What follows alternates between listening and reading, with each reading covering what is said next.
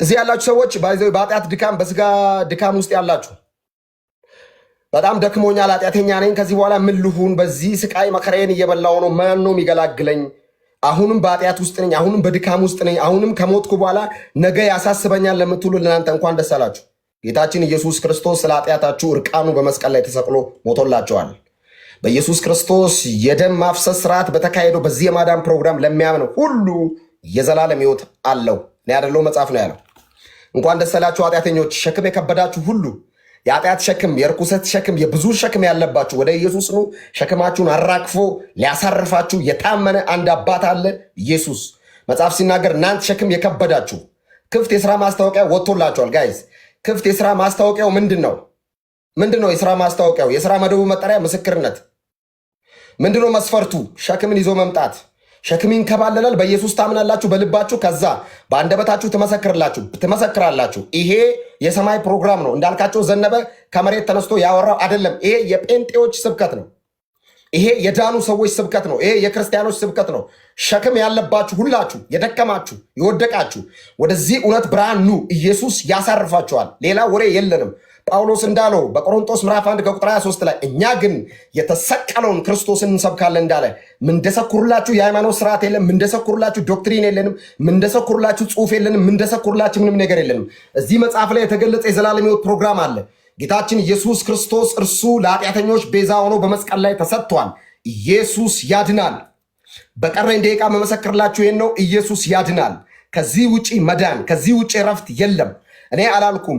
ኢየሱስ ስለ ኃጢአታችሁ ሞቷል። ቅድም ተናግሬያለሁ። እግዚአብሔር ባህር ለመክፈል ልጁን አላከም። እግዚአብሔር ጠላት ለመግደል ልጁን አላከም። እግዚአብሔር የአንበሳን አፍ ለመግደል ልጁን አላከም። እግዚአብሔር የሆነ ነገር ለማድረግ ልጁን አላከም። ነገር ግን ከኃጢአት ለማላቀቅ፣ ነገር ግን ለማዳን እግዚአብሔር የገዛ ክንዱን፣ የተዘረጋ ክንዱን ሰዎች ባልጠበቁበት መንገድ፣ በዚያ መንገድ ኢየሱስ ወልድ ስጋ ለብሶ በመካከላችን ተገኝቷል።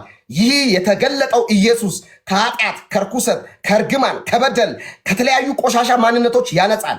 መዳን ትፈልጋላችሁ? አንድ መንገድ አለ። መንጻት ትፈልጋላችሁ? አንድ መንገድ አለ። ማምለጥ ትፈልጋላችሁ? አንድ መንገድ አለ። መታረቅ ትፈልጋላችሁ? አንድ መንገድ አለ። ወደ አብ መግባት ትፈልጋላችሁ? አንድ መንገድ አለ። ጌታ ኢየሱስ ክርስቶስ አንደበቱ እንደተናገረ በመጽሐፍ ቅዱስ ላይ እኔ መንገድም ሕይወትም እውነት ነኝ እንዳለ በዚህም እውነትነት ላይ ተመሰርታችሁ በመንገድ ትሄዳላችሁ። በዛ መንገድ ላይ ስትሄዱ ግን ወደ ሕይወት ትደርሳላችሁ።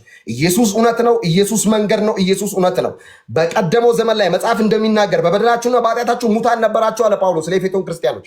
እናንተ አለ በበደላችሁና በኃጢአታችሁ ሙታን ነበራችኋል። ማንም ቼክ አያደርጋችሁ ማለት በጣም ማንነታችሁ የሞተ ነው አለ። ምክንያቱም ሲባል ኃጢአት ነበረባቸው፣ ርኩሰት ነበረባቸው፣ የስጋ ድካም ነበረባቸው።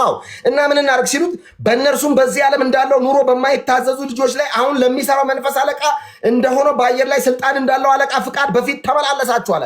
ዝም ብላችሁ ኃጢአተኛ አይደላችሁም። ለአጋንንት ተገዢ ነበራችሁ። አታቋርጠኝ። ለአጋንንት ተገዢ ነበራችኋል። ዝም ብላችሁ አይደለም ኃጢአተኛ ሆናችሁ። አጋንንት ነበር ሊድ የማይረጋችሁ አለ ጳውሎስ። እሺ ሲሉት ጳውሎስ ይቀጥላል።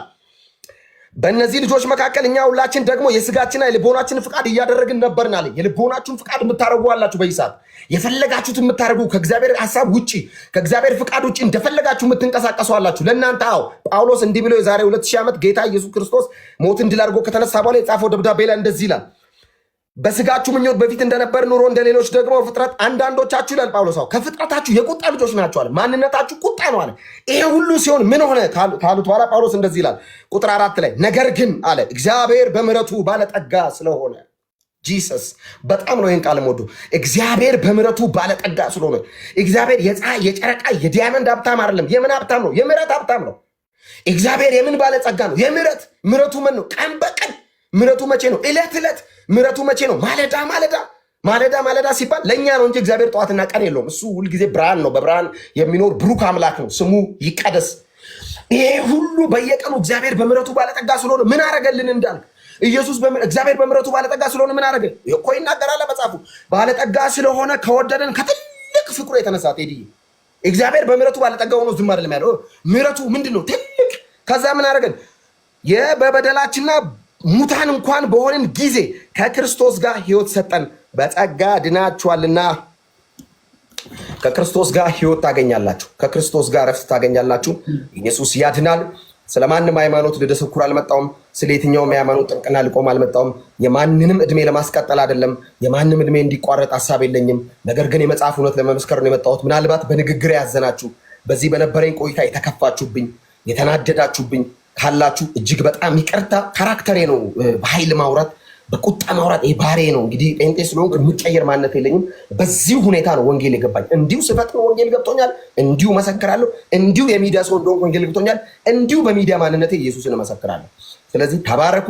ካጠፋው በጣም ይቅርታ። ኢየሱስ ክርስቶስ ያድናል። ስለ ሃይማኖት ጥብቅና ሳይሆን ስለ ኢየሱስ ላውራን የመጣሁት ጸጋና ሰላም ይብዛላችሁ። ተባረኩ።